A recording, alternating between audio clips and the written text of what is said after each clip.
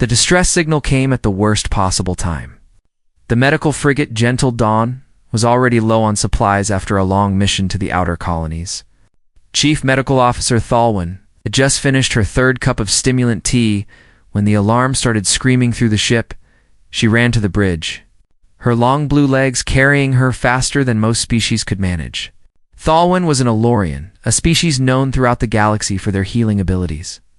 Her skin glowed with a soft blue light, and her large dark eyes could see things that other species missed entirely. She had been a doctor for over 200 years. In that time, she had saved countless lives and lost many more. Death no longer surprised her, or so she thought. "Do we have?" she asked the captain, gruff Mortaran named Vix, who had served with her for the past 30 years. Vix pointed at the screen with one of his 4 massive arms. Human transport vessel. Small cargo ship called the Morning Star hit an asteroid field near the Valora Nebula about 3 hours ago. We're the closest vessel. Thalwyn studied the data scrolling across the screen. The ship had been torn apart completely. Debris was scattered across thousands of kilometers of space. The chances of finding survivors were almost zero. "How many crew members?" she asked. "Manifest says 1. A human male. Park Doyen, age 28, Earth years. Cargo pilot. He was delivering medical supplies to a frontier colony." Thalwyn felt a familiar sadness settle into her chest. One life. One small human life, almost certainly already gone. But they had to try. That was the oath she had taken 2 centuries ago, and she had never broken it. "Take us in," she ordered. "Full rescue protocol." The Gentle Dawn moved through the debris field slowly and carefully. Pieces of the destroyed ship floated past the windows like the bones of some great dead creature. Thalwyn watched in silence, already preparing herself to recover a body rather than save a life.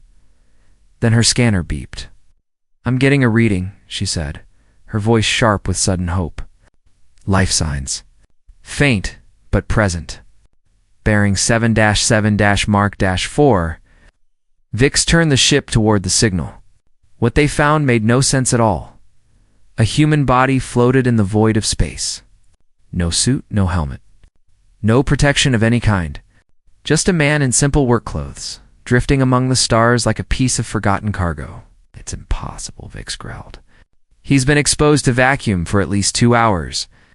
Maybe 3. Nothing survives that." Thalwyn was already moving toward the airlock. "Get him inside. Now." The rescue team worked fast. They brought the human aboard and rushed him to the medical bay. Thalwyn ran alongside the floating stretcher, her scanner working overtime as it tried to make sense of what it was seeing. The human was badly damaged. His skin was covered in burns from radiation exposure. His bones were broken in 17 different places. His lungs had collapsed from the pressure change. His blood had partially frozen in his veins. By every measurement, Thalwyn knew this man should be dead. But his heart was still beating. It was slow and weak, barely a flutter in his chest. But it was there. Somehow impossibly, it was there. "Get me a full trauma team," Thalwyn ordered as they burst into the medical bay. "I want every specialist on this ship in this room right now." The team assembled quickly. Dr. Yenna, a Corvathi surgeon with 12 flexible arms, took charge of the internal injuries. Nurse Talshi, a young Elorian fresh out of medical training, monitored the human's vital signs. 3 other specialists worked on the burns, the fractures, and the frozen blood vessels. Thalwyn stood at the center of it all, directing traffic like a conductor leading an orchestra of healing. "His cellular structure is doing something strange," Dr. Yenna reported after the first hour. "The damaged cells are repairing themselves. I've never seen anything like it." Thalwyn moved to look at the screen. The data was clear but made no sense. Human cells were rebuilding at a rate that should have been impossible. Tissue that had been destroyed was growing back. Bones that had been shattered were knitting themselves together. "Is this normal for humans?" Talshi asked, her voice filled with wonder. "No," Thalwyn said slowly. "At least I don't think so. I've treated humans before, but never one this badly injured. They're resilient compared to most species, but this..." She shook her head. This is something else entirely. The surgery lasted for 6 hours. By the end of it, the entire medical team was exhausted. They had done everything they could. Now all they could do was wait. Thalwyn stayed by the human's bedside through the night.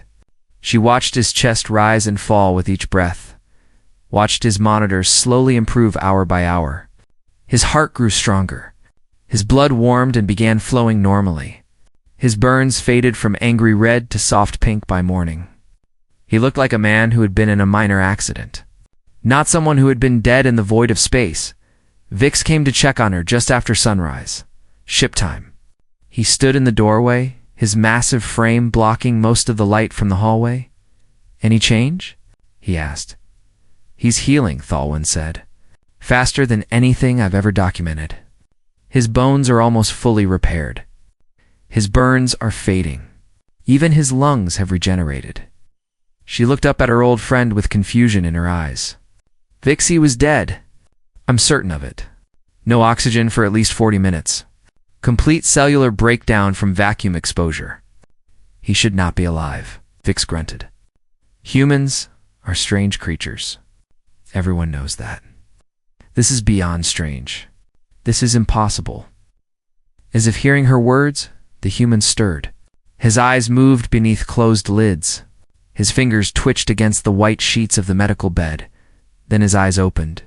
They were dark brown, almost black, and filled with confusion. He looked around the room slowly, taking in the strange alien faces and unfamiliar equipment. Thalwyn expected fear. She expected panic or screaming or tears instead. The human licked his dry lips and spoke in heavily accented Galactic Common. "Where is my cargo?" Thalwyn stared at him. "Excuse me?" "My cargo," he repeated. "Medical supplies for the colony on Valora 3. Where is it?" "Your ship was destroyed," Thalwyn said gently. "You've been badly injured. You nearly died." The human considered this for a moment. Then he nodded slowly, as if accepting the information. "The colony needs those supplies. They have a fever outbreak. Children are sick, Mr. Park. You need to focus on your own recovery right now." But the human was already trying to sit up. His arms shook with the effort, but he pushed himself upright anyway. Thalwyn rushed forward to stop him, but he waved her off with a weak hand. "I'm fine," he said. "Just need a minute. And please, call me Doyan." He looked down at his body, examining the fading scars and healing burns with a curious expression. He didn't seem surprised or shocked. He looked at his injuries the way someone might look at a minor inconvenience, like a stain on a shirt or a scratch on a piece of furniture. "How long was I out?" He asked. "About 18 hours. He nodded again. "Not bad. My grandmother always said I was a fast healer." Thalwyn exchanged a look with Vix. In 200 years of medical practice, she had never met anyone like this human. She had a feeling that her understanding of the universe was about to change completely. She was right. 3 days passed on the Gentle Dawn. In that time, Park Doyan went from a dying man to someone who looked like he had never been injured at all. The medical team watched in amazement as his body continued to repair itself at an impossible speed. Thalwyn kept detailed records of everything. She measured his healing rate every 6 hours. She took blood samples and tissue samples and bone density scans. She compared his biology to every human medical file in the Galactic Union database. Nothing matched what she was seeing. "His bones are denser than ship hull plating," she reported during the morning staff meeting. "His blood contains iron levels that would kill most species. His muscle tissue has repaired itself completely, and some areas are actually stronger than they were before the injury." Dr. Yenna shook her head, all 12 of her arms waving with confusion. "This makes no biological sense. Healing should restore tissue to its original state, not improve it." "I know," Thalwyn agreed, "but the data doesn't lie. This human is getting stronger, not just recovering." She raised a timid hand. "Should we be worried? If humans can do this, what else can they do?" The question hung in the air like a bad smell. No one wanted to say what they were all thinking. If one ordinary human cargo pilot could survive vacuum exposure and heal from fatal injuries in 3 days, what could a human soldier do? What could a human army do? Thalwyn pushed those thoughts aside. Her job was to heal, not to worry about politics and war. But she knew that others would not be so focused on medicine alone. She went to check on her patient after the meeting. Do-yeon was sitting up in bed, eating his fourth meal of the day. He had been eating constantly since he woke up, his body demanding fuel for its impossible repairs. "How are you feeling today?" Thalwyn asked. "Good," Do-yeon said between bites of nutrient paste. "Hungry, but good." "Any pain?" "A little. My ribs still ache when I breathe too deep. But it's getting better." Thalwyn sat down in the chair beside his bed. She had so many questions, but she didn't know where to start. Do-yeon seemed to sense her confusion. He put down his food and looked at her with those dark, calm eyes. "You want to know how I survived?" he said. It wasn't a question. "Yes. I've been a doctor for over 200 years. I've treated hundreds of species. I've never seen anything like what your body is doing." Ow. Do-yeon was quiet for a moment. He looked out the window at the stars drifting past, his expression thoughtful and distant. "I don't know how to explain it," he said finally. "On Earth, we don't think about it much. People get hurt. People heal. Some people heal faster than others. I've always been one of the fast ones." "This is more than fast healing, Mr. Park. You were dead. Your heart stopped. Your brain had no oxygen for almost an hour. You should have suffered permanent damage at the very least." Do-yeon shrugged, a casual gesture that seemed strange given the topic. "My family has always been tough. My grandmother survived things that should have killed her many times. My mother too. We don't break easy. Tell me about your grandmother." Something soft entered Do-yeon's eyes. Her name was Kim Yoon-ji. She died 2 years ago at 94. But when she was 16, there was a big fire in her city. A factory caught fire and spread to the buildings around it. My grandmother was trapped inside a building that collapsed.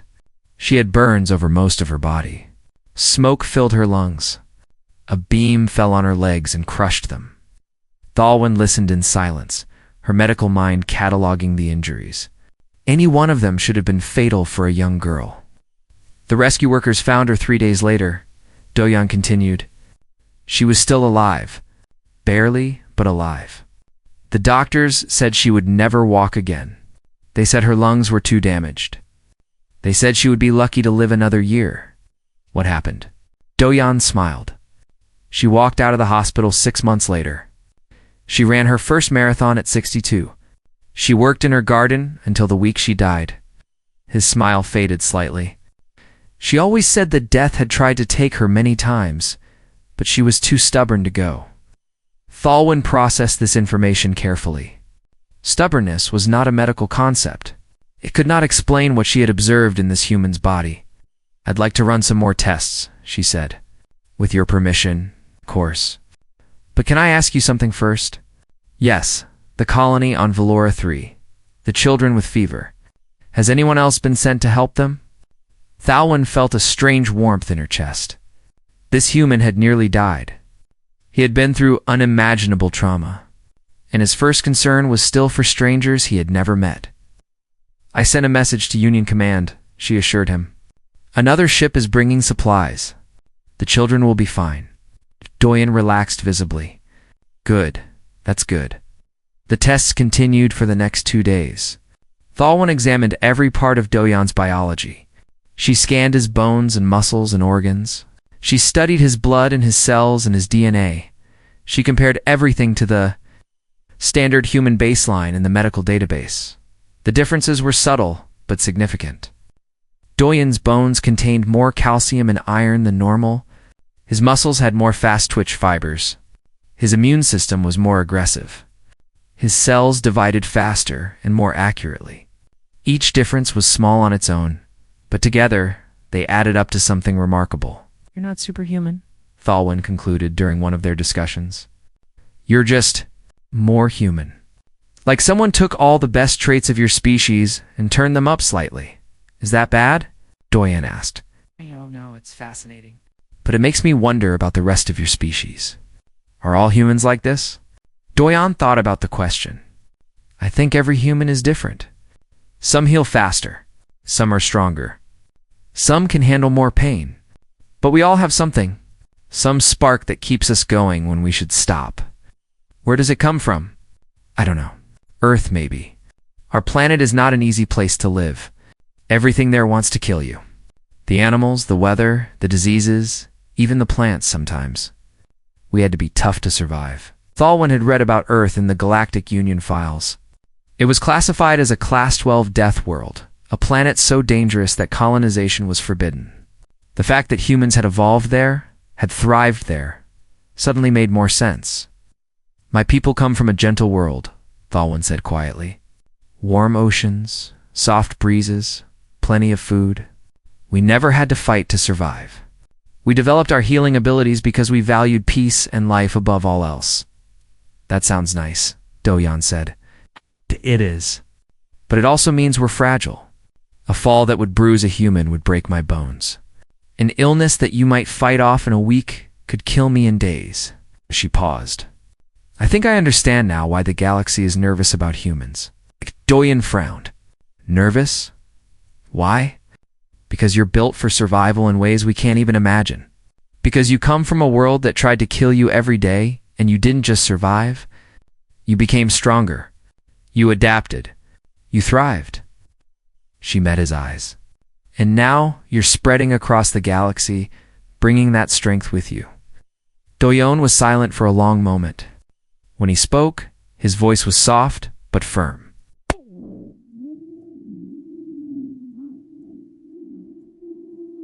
We don't want to hurt anyone. We just want to explore, to find new homes and new friends. To help where we can, Thalwyn believed him. Looking at this simple cargo pilot who had risked his life to deliver medicine to sick children, she believed that humans meant no harm. But she also knew that it wouldn't matter what humans wanted. The galaxy had noticed them now. And once something was noticed, it could never be ignored again. Word spread quickly through the Galactic Union communication networks. A human had survived vacuum exposure for over 2 hours without protection. A human had healed from fatal injuries in less than a week. A human had looked death in the face and simply refused to die. Within days, the Gentle Dawn was receiving messages from every corner of the galaxy. Scientists wanted access to the patient. Military commanders wanted threat assessments. Politicians wanted explanations. The media wanted interviews. Thalwyn refused them all. My patient needs rest and privacy, she told the endless stream of requests. He is not a specimen to be studied or a threat to be evaluated. He is a person, and I will protect him as I would protect any other patient in my care. But even she could not refuse the Galactic Council itself. Admiral Keth was the first to arrive. He was a Virati, a species of warriors with copper-colored scales and eyes like burning coals. His people had been soldiers for 10,000 years. They understood strength and power better than anyone in the galaxy. He walked into the medical bay without permission, his heavy boots making the floor shake with each step. 2 armed guards followed behind him, their weapons visible and ready. Do-Yeon was sitting in a chair by the window reading a book on a borrowed datapad. He looked up at the Admiral with mild curiosity, not fear. You are the human, Admiral Keth demanded. Yes, Park Do-Yeon. Cargo pilot. He stood and offered a polite bow, a gesture of respect from his culture. Can I help you? The Admiral circled him slowly, studying him like a predator examining potential prey. You don't look special. You look ordinary. Small. Even. I am ordinary, Do-Yeon agreed. Just a pilot. Ordinary people do not survive what you survived. Ordinary people die in the void of space. They break and freeze and become nothing. The Admiral stopped directly in front of Do-Yeon, looming over him by at least half a meter. So either you are lying about being ordinary, or your definition of ordinary is very different from ours. Thalwyn stepped forward, placing herself between the Admiral and her patient. Admiral Keth, this is a medical facility, not an interrogation room. If you have questions, I ask that you conduct yourself with appropriate respect.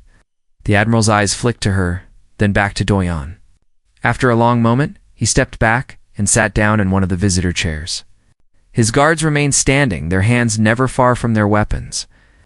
Very well. I have questions. You will answer them. Do-Yan sat back down and folded his hands in his lap. I'll answer what I can. Our intelligence reports say that Earth is a Class 12 death world. Is this accurate? I don't know what Class 12 means. Earth is my home. It's a nice place mostly. The Admiral made a sound that might have been a laugh or a growl. Nice. You call a planet with extreme gravity, toxic atmosphere sections, radiation bombardment, and predators on every landmass nice? Do-Yan considered the description. I guess when you put it like that, it sounds bad. But we're used to it. We've lived there for a long time. How long? I don't know exact numbers. Hundreds of thousands of years, I think. Maybe longer. Admiral Keth leaned forward. And in all that time, your species survived. Thrived, even. Spread across your entire planet, and then started reaching for the stars. How? We adapted. We learned. We helped each other. Do-Yan shrugged. Humans are good at surviving. We don't give up easily. Show me. The request confused Do-Yan. Show you what? Your strength. Your healing. I've read the medical reports, but I want to see it with my own eyes. The Admiral drew a ceremonial blade from his belt, a curved weapon that gleamed with deadly sharpness. Cut yourself. Show me how fast you heal. Thalwyn moved to object, but Do-Yan held up a hand to stop her. He looked at the blade, then at the Admiral, then back at the blade. If I do this, will you believe me? I will believe what I see. Do-Yan reached out and took the blade. He turned it over in his hands, testing its weight and balance. Then, without hesitation, he drew the edge across his forearm. Blood flowed immediately, dark red against his pale skin. The guards tensed. Thalwyn reached for her medical kit. But Do-Yan just sat there calmly, watching his own wound with patient eyes. The bleeding slowed after about 30 seconds. Wound edges began to close, pulling together like a zipper being fastened. New skin formed over the cut, pink and fresh and perfect. Within 5 minutes, only a faint line remained. Within 10, even that was gone. Admiral Keth stared at Do-Yan's arm for a long time. When he finally spoke, his voice was quieter than before. I have fought in 17 wars. I've seen soldiers survive terrible wounds through sheer willpower. But I have never seen anything like that. It's nothing special, Do-Yan said. Many humans can do similar things. I'm just a bit faster than most. A bit faster? The Admiral shook his head slowly. Do you understand what this means? Your species can recover from injuries that would kill or cripple any of us. You can keep fighting when we would fall. You can survive conditions that would destroy our best warriors. We're not warriors. Most of us just want to live peaceful lives. It doesn't matter what you want. What matters is what you are capable of. Admiral Keth stood, his expression troubled. I came here expecting to find a threat that needed to be contained. Instead, I found something far more complicated. What did you find? Thalwyn asked. The Admiral looked at her, then at Do-Yan, then at the window where the stars waited beyond. I found a species that doesn't know how remarkable it is. Species. That calls a death world nice, and thinks surviving the impossible is ordinary. He shook his head again. The galaxy is not ready for humans. I'm not sure it ever will be. He left without another word. His guards followed. The door closed behind them, and silence filled the medical bay. Do-Yan looked at his arm where the cut had been. The skin was smooth and unmarked, as if nothing had ever happened. Did I do something wrong? He asked. Thalwyn sat down across from him, feeling suddenly very tired. No, you did nothing wrong. You just reminded the galaxy that humans are not the weak newcomers everyone assumed you were. Is that bad? I don't know. Change is always frightening, especially for species that have been powerful for a long time. The Virati have been the greatest warriors in the galaxy for 10,000 years. Now they have to consider the possibility that humans might be stronger. Do-Yan frowned. We don't want to fight them. We just want to coexist. I know, and I believe you. But belief and evidence are different things. The Admiral saw proof today that humans are more than anyone expected. That proof will spread. Other species will hear about it. Some will be curious. Some will be afraid. Some might even be hostile. Then we'll deal with it, Doyon said simply. That's what humans do. We face our problems and find a way through. We always have. Thalwyn studied his face, looking for doubt or fear or anger. She found none, just calm, confidence, and quiet determination. The same qualities that had kept him alive in the void of space. She was beginning to understand that these were not unusual traits for a human. They were the foundation of the entire species. And that was both wonderful and terrifying.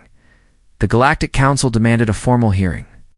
Representatives from 12 different species would gather on the Gentle Dawn to examine the human survivor and determine what his existence meant for the future of the galaxy. Thalwyn had no choice but to agree. The main conference hall was transformed into a meeting chamber. Holographic displays lined the walls, showing data and images from Doyun's medical records. Chairs and platforms were arranged to accommodate species of every size and shape. Security officers stood at every entrance. Doyon walked into the room wearing simple clothes that Thalwyn had found for him. He looked small among the gathered aliens, some of whom towered over him by 2 or 3 meters. But he didn't seem intimidated. He walked to the center of the room and waited patiently for the questions to begin. Admiral Keth was there, representing the Verati military. Dr. Yenna represented the scientific community. There were diplomats from the Elorian homeworld, traders from the Mortaran colonies, and observers from species that Thalwyn had never even met before. A tall, thin creature with silver skin and no visible eyes stepped forward.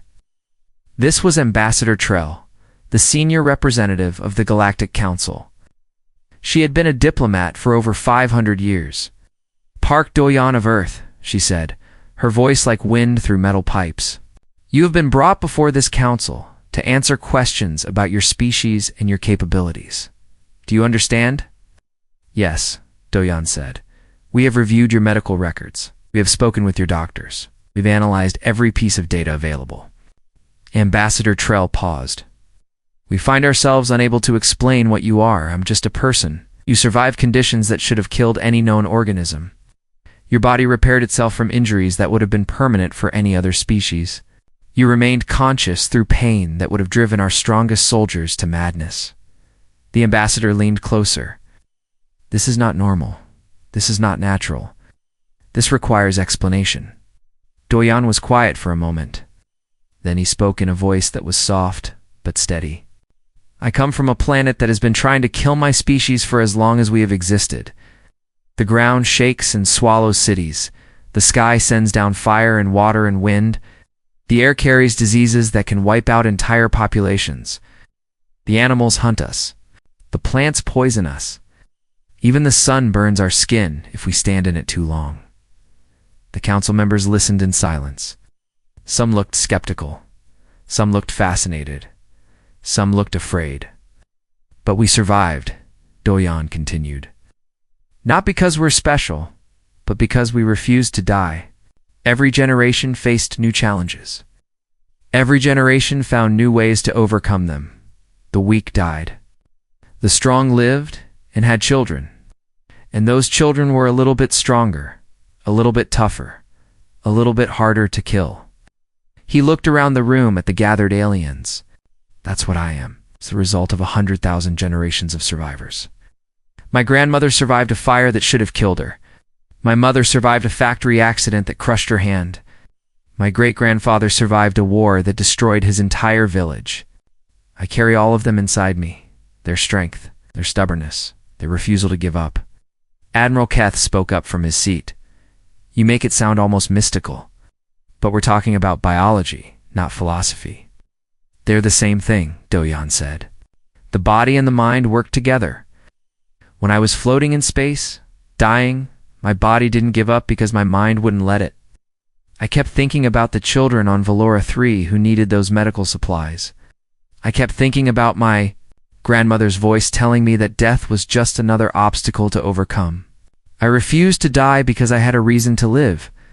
Willpower cannot explain cellular regeneration," Dr. Yenna objected. "Your tissues repaired themselves at a rate that violates basic biological principles." "I don't have answers for your science," Doyon admitted. "I only know what I experienced. I was broken, and then I wasn't. I was dying, and then I wasn't. My body did what it needed to do, because that's what human bodies do when pushed to their limits. Ambassador Trell raised a long, thin hand. We have a proposal. A demonstration that might help us understand human capabilities more clearly. What kind of demonstration? A test of endurance. Nothing harmful, but challenging enough to show us what humans can withstand. She gestured to a device on a nearby table. This machine measures pain tolerance and physical stress response. Every species in the Galactic Union has been tested with it. The results are standardized and reliable. Aoyan looked at the machine. It was a simple thing, a flat platform with sensors and displays. What do I need to do? Place your hand on the platform. The machine will apply increasing pressure until you withdraw or reach your limit. The highest recorded score belongs to a Virati combat veteran who trained his entire life for pain resistance. What was his score? 7,300 units. Doyan nodded and walked to the machine. He placed his right hand flat on the platform and looked at the displays. Ready when you are. The machine activated. Thalwyn watched the numbers climb on the screen. 1,000 units, 2,000, 3,000. Doyan's expression didn't change. At 4,000 units, some of the council members began to shift uncomfortably. At 5,000, Admiral Keth leaned forward in his seat. At 6,000, Dr. Yena's arms began waving with agitation. The machine passed 7,000 units. It passed 8,000. It passed 9,000. Still, Doyan's hand remained on the platform. His face was pale now. Sweat beaded on his forehead. His jaw was clenched tight. But he didn't move. He didn't cry out. He didn't withdraw. At 10,000 units, the machine began to beep with warning alarms. It had never been pushed this high before. That's enough, Thalwyn said, stepping forward. Stop the test. But Doyan shook his head. Not yet, I want them to see. Double quotes. 11,000 units. 12,000? The machine's displays flickered with confused readings. The pressure was now beyond anything it had been designed to measure. At 15,000 units, Doyan finally pulled his hand away. He held it up for everyone to see. The skin was red and swollen. Some of the small bones had clearly been damaged. Then, as the council watched in horrified fascination, the swelling began to go down. The redness faded. The bones shifted back into place beneath the skin. Within 10 minutes, his hand looked normal again. The room was completely silent. No one moved. No one spoke. Even the security officers seemed frozen in place. Ambassador Trell was the first to find her voice. How is this possible? I told you, Doyan said quietly. I come from survivors. This is what we are. This is what all humans are, to one degree or another. We bend, but we don't break. We fall, but we get back up. We face impossible odds, and we find a way through. He looked around the room one final time. You asked what alloy humans are made of. The answer is simple. We're made of everyone who came before us. Every ancestor who refused to give up. Every grandmother who kept fighting when the doctors said she should die. Every parent who worked through injuries that would have stopped anyone else. He walked back to the center of the room and stood there. Small, but unbroken among the giants of the galaxy. We're made of stubbornness. And if the galaxy is nervous about that, then maybe the galaxy should learn to be a little more stubborn too. The council meeting ended without a clear resolution. Some representatives left convinced that humans were a threat that needed to be monitored carefully. Others left impressed and curious about potential alliances. A few simply left confused, their understanding of the universe forever changed. By what they had witnessed, Doyan stayed in the conference hall after everyone else had gone. He stood by the large observation window, watching the stars drift slowly past. His hand still ached slightly from the pressure test. But the pain was fading with each passing minute. Thalwyn found him there an hour later. She had just finished sending her final report to the Galactic Medical Authority, documenting everything she had observed during her time with the human patient. The ship will reach the nearest starport tomorrow, she said, joining him at the window. From there you can book passage to anywhere in the galaxy. Or we can take you back to Earth if you prefer. I think I'll go to Valora 3 first, Doyan said. I want to see the children.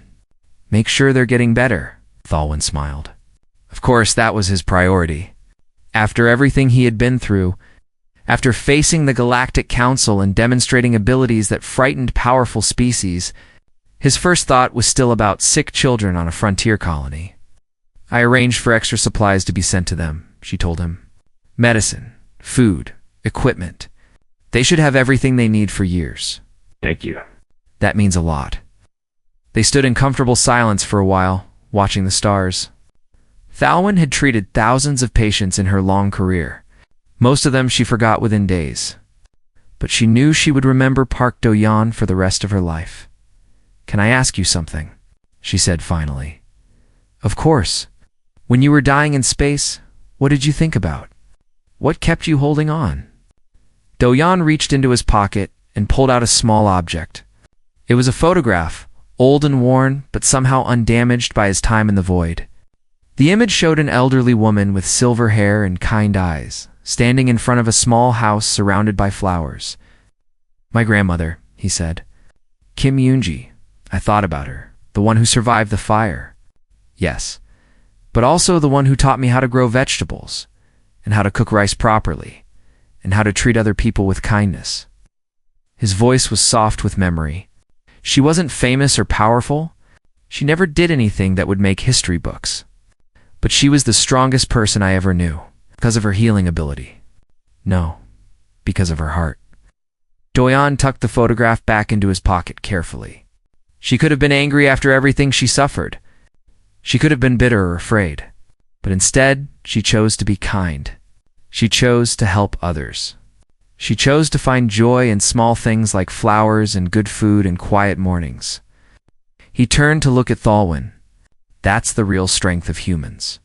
Not our bones or our healing or our tolerance for pain. It's our ability to keep hoping even when hope seems foolish. It's our choice to be kind even when cruelty would be easier. It's our determination to help strangers even when it costs us everything. Thalwyn felt something shift inside her.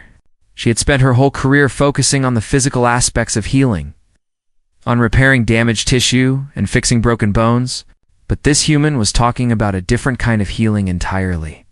The medics asked what alloy you were made of, she said quietly. We couldn't understand how flesh and blood could do what yours did. We thought you must be artificial somehow. Constructed, engineered, and now. Now I understand that we were asking the wrong question. She reached out and took his hand, the same hand that had withstood 15,000 units of pressure just hours ago. The question isn't what alloy you're made of. The question is, what makes you keep going when everything tells you to stop? And the answer? Thalwyn smiled. Love, memory, hope, all the things that can't be measured or analyzed or put into a database. The things that make a person choose life over death, even when death would be easier. Do-yeon squeezed her hand gently. My grandmother would have liked you. Wish I could have met her. In a way, you did. Every human you meet carries their ancestors with them. Our grandparents and great-grandparents and all the generations before them, they're all part of us, woven into our cells and our memories and our choices. The ship's intercom crackled to life, announcing that they would be docking at the starport in 12 hours. Passengers were advised to prepare for departure. What will you do after Valora 3? Thalwyn asked. Find another cargo ship. Get another job. Keep delivering supplies to people who need them. Do-yeon shrugged. Nothing special. I disagree. Thalwyn released his hand and stepped back. I think everything about you is special, Park Do-yeon. And I think the galaxy is going to learn that every human is special in their own way. Not because of your biology, but because of what you choose to do with it. Is that a good thing? I think so. The galaxy has been at peace for a long time, but it's a fragile peace. Built on fear and balance of power, maybe humans will show us a different way. A peace built on stubbornness and hope and the refusal to give up on each other. Do-yeon smiled, the first real smile Thalwyn had seen from him since he arrived on her ship. That sounds like something my grandmother would have said. Then I consider it a compliment. They watched the stars together for a few more minutes. Then Doyen went to pack his few belongings, and Thowen went to prepare her medical bay for the next emergency call. But before she left, she added one final note to her report. It wasn't scientific data or medical observations. It was just a simple statement, written from one doctor to whoever would read her words in the years to come. She wrote, "Today, I learned what humans are made of." The answer surprised me because it had nothing to do with biology or chemistry or physics. Humans are made of the same things that all conscious beings are made of: flesh and blood and electrical impulses in the brain. But they are also made of something more, something that I can only describe as will, the will to survive, the will to hope, the will to be kind even when kindness is difficult, the will to help others even at great personal cost. The medics asked what alloy this human was made of. But alloys are cold and lifeless. They are combinations of metals designed for strength and durability. Humans are not alloys. They are fires. Small fires that refuse to go out no matter how strong the wind or how heavy the rain. And when you put enough of these fires together, they create something beautiful, something warm, something that lights up the darkness and pushes back the cold. I have been a healer for 200 years. In all that time, I thought I understood what it meant to be strong. I was wrong. Park Do-yeon taught me that true strength is not about surviving. It is about choosing to live, choosing to hope, choosing to help. And that is the alloy humans are made of. Not metal or minerals or anything physical. They are made of choices. Billions of choices made by billions of people across thousands of generations. Each choice a small act of defiance against a universe that does not care whether they live or die. The galaxy asked what humans are made of. The answer is simple. They are made of everyone who came before them.